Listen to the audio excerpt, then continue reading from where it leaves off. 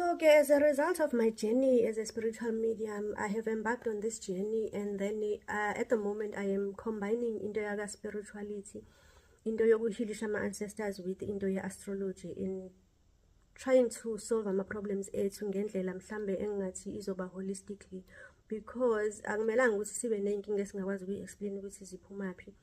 And I used to be so frustrated mina before I became a healer into yokuthi sometimes when you go to a healer uthi uyabuza kuthi ungabuzi kakhulu, and everything kumele ukuthi ibe ne-answer yayo. As umuntu ogulayo kumele ube ne-understanding yokuthi lena siyenzela lokhu naloku, senzela ukuthi kube kanjena nakanjena. I think that is why I find the astrology so fascinating, because for me it has answered a lot of questions ebengiloko ngiba nawo njalo wokuthi why are we not happy, kungani singalapheki, kungani sizoloku sihlezi sizelapha ngaso sonke isikhathi. Kanti lento it comes down to lento yokuthi we are energy beings and everything around us is energy. So if unenkinga ungacabanga ukuthi uzo-affectwa wena ama-ancestors wakho kuphela bese uba nenkinga, uzo-affectwa umthakathi kuphela ozokuthakatha bese uba nenkinga. Kufuneka ucabange ukuthi everything around us, everything in the universe is energy. Nathi we are energy beings. So lento isho ukuthi masibuka ama-solutions ethu asingawabukeli la eduzane, asibuke zonke ezinye izinto.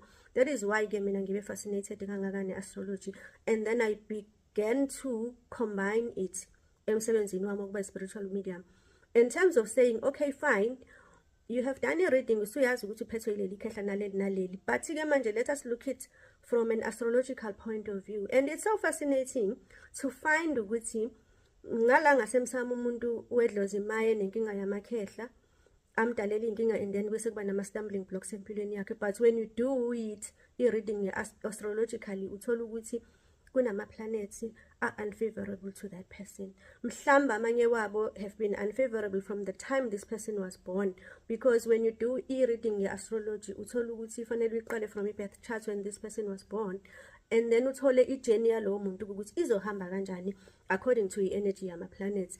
At some stages in a life of a person uthola ukuthi uzohlangana nenkinga kanje nakanje, but leyo nkinga ohlangabezana nayo, like inkinga kaSatan for an example, ngizokwenza example nge-planet uSatan.